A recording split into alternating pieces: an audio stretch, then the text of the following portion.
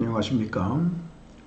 오늘은 한국기독교정부에서 논평하고자 하는 공수처법에 반대한다, 이 말씀을 좀 전하고자 합니다. 공수처법이라는 게 무엇이냐 하는 건 여러분들도 많이 들어봤을 겁니다. 고위공직자 범죄수사처다, 이렇게 합니다. 어떻게 보면은 그 일반인들하고는 별 상관없을 것처럼 보이는 내용입니다. 그러나 이 공수처법은 국가의 그 중요 결정자들을 좌지우지할 수 있는 중요한 법입니다. 제가 아마 이제 목사로서 신앙만 했다면은 이 법에 대해서 중요성을 잘 몰랐을 것입니다. 그러나 제가 좀 그 법에 대해서 공부를 하다가 보니까 제가 법학사로서 이 공부를 좀 한 부분에 대해서 생각을 해보면, 공수처법이라고 하는 것은 이 고위공직자, 제가 그 다른 내용을 보다 보니까 특히 군인들 그 장성들까지도 이 조사할 수 있는 권한을 주어진다고 해서 깜짝 놀랐습니다. 이거는 아주 잘못된 것이라고 보여집니다. 이 국가기관이라고 하는 것은 견제와 균형, 이런 게 있어야 되는데, 이 공수처법은 균형도 없고 견제할 기구가 더 없는 것 같아요. 이 균형이라고 하는 것은 항상 견제를 받을 때 균형이 이루어지는 거거든요. 근데 사법기관의 모든 것을 관장할 수 있다고 하니까 이건 참 어이없는 일이다, 그런 생각이 들어요. 뭐냐 하면은 이 지금 현재 검찰 청에서 그 반대하는 것 중에 하나가 공수처법 수정안 24조 2항에 보면은 모든 수사를 다 관장할 수 있도록 되어 있어요. 수사의 그 초기 단계부터 모든 그 수사의 내용을 그 공수처에다가 보고를 하라는 겁니다. 그 보고한다라는 거는 상위 기관이잖아요. 밑에 뭐 위에 사장이 뭐 종업원들이 있는데 보고할 필요는 없는 거 아니에요. 사장이 부장이 있는데 보고하는 경우가 있어요. 그런데 여기에 보면은 그 공수처법에서 요번에 그 수정안이 되어 있는데, 그 수정안이 이 모든 이 수사를 하는 과정을 그 공수처에다가 보고를 해야 된다는 거, 이건 참으로 있을 수 없는 일이다 하는 생각이 들어요. 왜 그러냐면 법무부 장관도 있고 총장도, 검찰총장도 있는데 이걸 다 무시해버리고 여기에다가 보고를 해야 된다? 그러면 이 기관은 무슨 기관이라는 겁니까? 난 도대체 이해가 안 되는 것 같고, 그래서 이건 문제가 상당히 심각함으로 인해 갖고, 이러면 그 모든 사법권이 그 문제가 생기죠. 만약에 그 공수처에 속해 있는 사람들이 문제가 생겼을 때에 어디에서 수사를 할 겁니까? 이 법이라고 하는 것은 이 강제성을 가지기 때문에 가장 문제입니다. 사람을 뭐 이 법으로 인해서 사형을 시킬 수도 있는 거잖아요. 생명을 빼앗을 수 있는 것이 법인데, 이것을 과연 이 법에 견제가 없이 이 법을 이렇게 만들어서는 안 된다고 봅니다. 그래서 동아일보와 조선일보에서 이런 것을 그 여러 가지 이 난맥상을 말하고 있는데, 한번 읽어드리면, 대검찰청 25일 최근 민주당 여권 군소정당들이 고위공직자 범죄수사처 일명 공수처 설치법에 검경이 인지한 고위공직자 범죄를 즉시 공수처에 통보해야 된다. 그러니까 이 검경에서 수사를 하다가도 그 상위기관처럼 공수처에다가 보고를 해야 된다는 겁니다. 이거는 아주 문제가 심각한 것이고, 그 다음에 대검이 문제 삼는 것 중에서 보면은 대검이 공수처법 24조 2항 공수처 이외의 수사기관이 고위공직자 범죄를 인지한 경우 이를 즉시 공수처에 통보해야 된다. 그러면 이 많은 그 전국에 아마 경찰, 검찰 아마 10만 명이 넘을 텐데, 이 많은 사람들이 그 여기다 다 보고를 해야 된다고요? 이게 문제가 심각한 거잖아요. 그리고 또 물론 경찰에서는 그 조사계가 따로 있고 수사계 뭐 이런데 다 따로 있지만 이거를 여기에서 처리를 한다는 거는 이해가 안 되죠.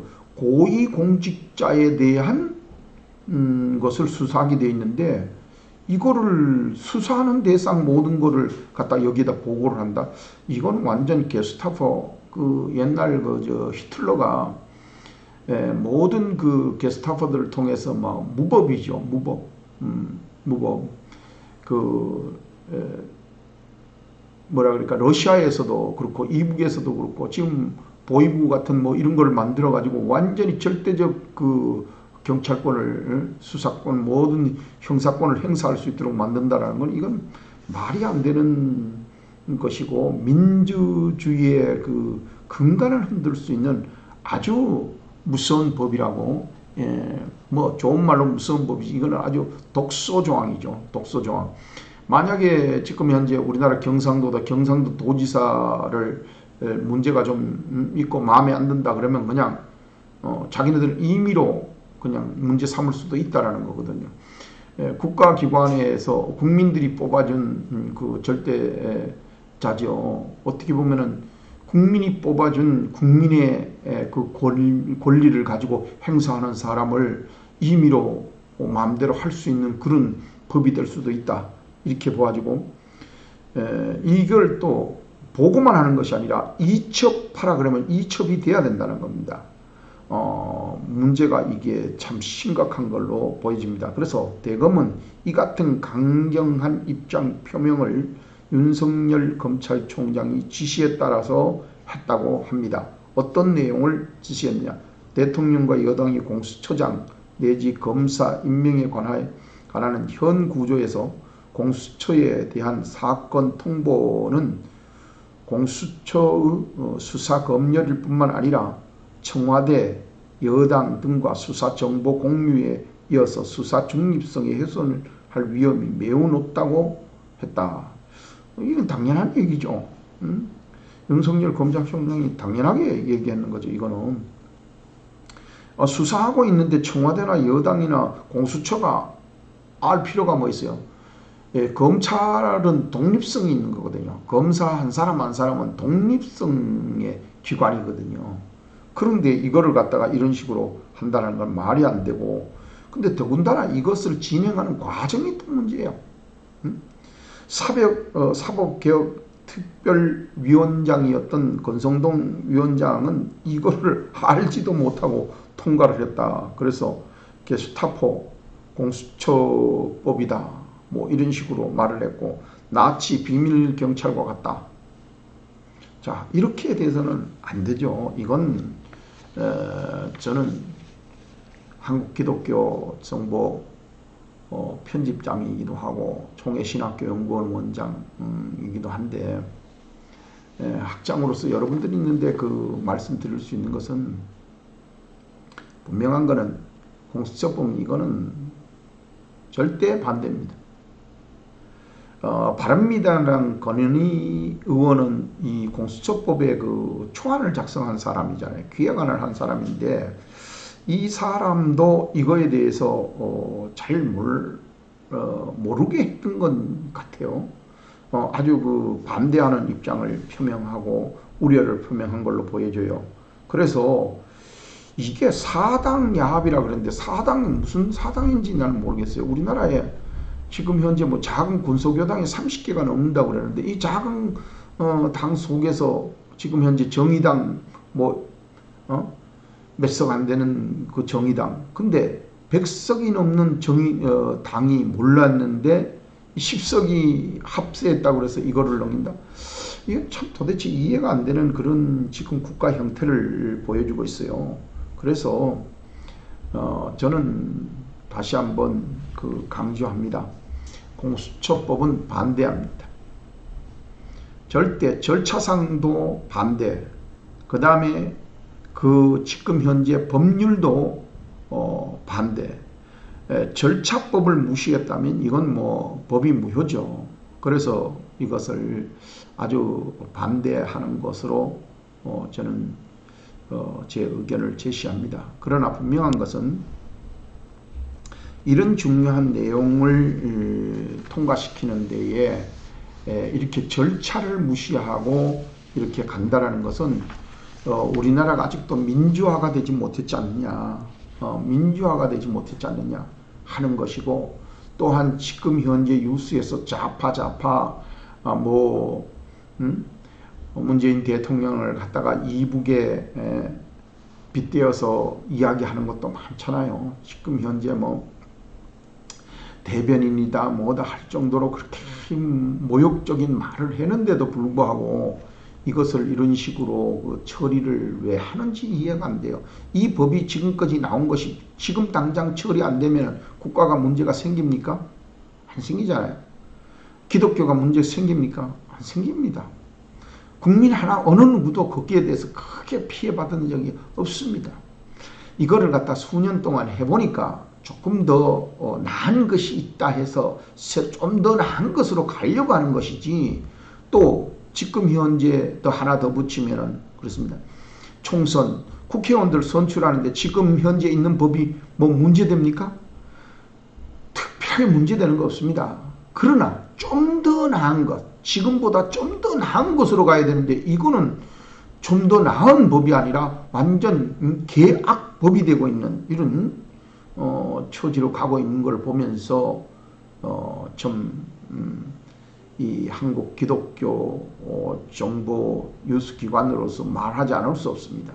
기독교인들이 많이 오는 이 기독교 정보 사이트인데, 혹시라도 이 정보에 대해서 여러분들 제 논평을 보시고 여러분들이 공감하시면은 여러분들 국가를 적극적으로 바른 대로 가도록 해야 됩니다. 이렇게 하지 않으면은 그 국가기관이 잘못 갈 수도 있습니다. 역사상 말이죠. 강제성을 띠고 혁명으로 이루어진 것도 있지만 이게 그 국가가 무너지는 데에는 합법적으로 무너뜨리기도 해요. 합법적 법을 가지고 무너뜨린 사람 대표적인 인물이 히틀러잖아요. 지금 이북의 김정은이도 물론 억압 정치를 한다 그러지만 거기다 법률을 만들어내잖아요. 자기네도 법률이 있고 법률을 가지고 한다는 거죠. 근데 법의 형평성, 그 법의 뭐라고 그럴까요? 그 경중, 형평성, 경중 이런 걸 따지지 않고 우리가 잘 아는 대로 빠병법, 그 음식 하나 먹은 것에 대해서 평생을 감옥살이 하는 그런 아주 과중한 벌을 냅니다. 또 뭔가 자기의 말 실수가 이루어졌는데 그 말 실수가 자기 마음에 안 든다 그래서 총살을 시켜버리고 이러는 과중한 벌을 내리는 것은 이 법이 아니죠. 히틀러가 그렇게 했는 거거든요. 그래서 이것을 이제 우리가 만들어 놓은 것이 헌재라고 하는 데가 있잖아요. 헌재, 헌법재판소. 이게 왜 헌법재판소가 나온지 아십니까? 헌법재판소는 이 히틀러가 합법적으로 법을 가지고 국민들 세계 전쟁을 일으켰습니다. 그래서 이 전쟁을 일으키고 난 다음에 법의 책임자, 그때 당시에 그 법률을 다뤘던 사람들이 이걸 생각해 본 거예요. 독일의 그 법학자들이 생각을 해봤어요. 그랬더니 옛날에는 그죠. 우리가 그 얘기했듯이 소크라테스가 악법도 법이다 이렇게 말했는데 그게 아니다라는 거죠. 법의 저항권을 가져야 된다. 이렇게 해서 지금 현재 거기서 나온 것이 단결권, 단결권, 우리가 저항할 수 있는 데모, 우리가 골기할 수 있는 골기권, 이건 법적으로 보장된 거예요. 이게 그래서 이게 어디서 나왔냐면 독일 법에서 나온 거예요. 독일법. 이 독일이 그 헌법재판소를 설치를 했죠. 그래서 우리나라도 이게 이제 박정희 대통령을 통해서 독재주의다 그렇게 이제 좀 판명이 나서 이게 2000년대 들어서면서 헌법재판소를 만든 거 아니에요. 법도 공정해야 된다. 법이 만들어졌다 법대로 집행하는 것이 아니라 법도 헌재에서 위헌으로 판단되면, 불합치로 판단되면 법이 무효가 되잖아요. 예? 그래서 우리가 지금 현재 헌법재판소를 가진 것은 상당히 중요한 문제죠. 그래서 이렇게 계약법을 만들면 안 된다는 거죠. 이거는 게스타포법이고 이거는 문제가 심각해질 수 있다 하는 것을 말씀드리면서, 정말 지금 현재 뭐 조금만 이렇게 반대를 하면 보수파다, 조금만 찬성을 하면 또 좌파다, 이렇게 얘기를 해서, 그래서 뭐 그냥 말 조금 하면은 이 사람은 좌파다 그러고 몰아붙이고, 또 조금만 반대하면 또 우파다 그러고 몰아붙여 가지고, 이건 뭐 말을 못하게 만들어요. 말을 막아버리는, 국민들의 말을 막는 거죠. 그래서 저는 얘기합니다. 저는 좌파도 우파도 이렇게 속하는 것은 저는 원치 않습니다. 제가 기독교인이라고 해서 뭐 우파다 좌파다 이러는 게 아니라, 지금 얼마 전에도 보니까 대통령 국회의원 선거 때문에 모임에 아마 다니는, 우리가 모임에 가보면은 국회의원들 쫓아와요. 예비 국회의원들이죠. 아니 인사해요. 근데 거기에 민주당 옵니다. 와가지고 자기는 민주당에서 와가지고 인사하죠. 당연히 인사. 거기에 만약에 내가 우파였다면 막아버리고, 기독교인들이 우파였다 그러면 막아버리고 말을죠. 그러나 아니에요. 기독교인들 중에서도 기독교라고 하는 것만 우리가 책임지고, 우리가 정말 강권적으로 우리의 모든 것을 지키고 나가고 있고, 나머지 사회적인 일은 문제성만 지적을 하는 겁니다. 문제성. 그래서 우파가 문제 생기면 우파에 너 당신 잘못했지 않냐 그러고, 좌파가 문제되면 좌파가 잘못됐다 이렇게 말하는 것입니다. 그런데 아니 뭐 좀 지금 현재 우파 쪽을 좀 칭찬하면은 뭐 또 우파다 그러고 난리고, 좌파 쪽을 좀 핀잔 주면은 좌파 쪽 칭찬하면 또 좌파다고 난리고, 이게 아니요. 누가 좌파고 누가 우파예요. 그래서 그렇게 논하지 마시고, 우리가 좌파든 우파든 나라와 민족을 위해서, 국가를 위해서 일해 주시기를 바랍니다. 이 큰 나라가 움직이는, 6천만 민족이 움직이는 이런 상태, 남북을 합치면은 지금 8천만 민족이 움직이는 데에 어떻게 그렇게 쉽게 하루아침에 손바닥 뒤집듯이 나라가 막 움직여지리라고 생각한다라는 거는, 그건 대통령도 잘못이고 국회의원들도 잘못이다. 법률 하나가 바뀌었다 그래가지고 그게 막 나라가 막 휘뚝휘뚝 가는 게 아니잖아요. 그러므로서 정말 국민들이 잘 될 수 있도록, 국가가 잘 될 수 있도록, 박정희가 칭찬받는 이유는 그거예요. 국가가 잘 될 수 있도록 정말로 지내놓고 지금 30-40년이 지난 지금에 와서 보면 국가를 위해서 일했다라는 게 지금 와서 판명이 되잖아요. 그 대신 또 거기에 반대했던 많은 사람들에게 억압을 줬다라는 것은 또한 알고 있어요. 이것이 문제죠. 그래서 여러분들, 정치인들이나 정계에 있는 모든 분들이 좀 더 생각하셔서, 국민들을 생각하셔서 좀 타협적으로 나갔으면 좋겠다. 한쪽이 뭐가 나면 한쪽을 좀 깎아야 되는 거 아니겠습니까? 그런데 내가 볼 때는 너무 치우치면 분명히 당합니다. 이거는 역사가 증명하는 거예요. 그렇게 억지로 통과돼 가지고 결과가 좋을 리 없습니다. 그래서 저도 지금 이 주변에 있는 많은 사람들, 연세 많은 뭐 7, 80 노인네들도 지금 그러고 있습니다. 뭐라 그러냐 저보고, 이번 4월달 선거 때 반드시 민주당 낙선시킨다는 겁니다. 그래서 왜 민주당이 왜 그러냐고 내가 물어보면, 지금 보통이 아니라는 거예요. 뭘 잘못해서 그러는 게 아니라 경제가 잘못되는데도 불구하고 잘 된다 그러고, 이게 노인네들이 그런 말 할 분들이 아니거든요. 식당에 가봐도 그러고 다 그러는데 왜 민주당만이 그렇게 자기네들이 하는 것이 옳다고 보는지, 여론조사가 맞다고 보는지는 모르지만 내가 지금 나가서 돌아본 바에는 열을 만나면 7, 8명, 1명 정도 있을까 말까 할 정도로 지금 민주당을 욕하고 있는 상태거든요. 그런데 과연 저는 앞으로 투표를 했을 때 어떤 결과가 올까 좀 생각해 봅니다. 여러분들, 정계에 있는 여러분들 좀 더 생각하셔서 공수법, 공수처법을 잘 좀 처리해 주시고, 또 한 가지 여기에서 말씀드리면 선거법 연동제 된다 그래가지고 뭐 정의당이 더 좋아진다, 민주당이 더 좋아진다, 국민들을 너무 그렇게 가볍게 봐서는 안 될 것입니다. 지금까지 어쨌든 민주당이 이번에 대권을 잡은 것은 박근혜 대통령이 너무나 그때 당시에 잘못했고, 또 그때 당시에 그 대처를 잘못하는 바람에 여당이 너무 오만하고 너무 그 10년 동안 정권을 잡으면서 오만방자를 해서 한국당이 무너졌죠.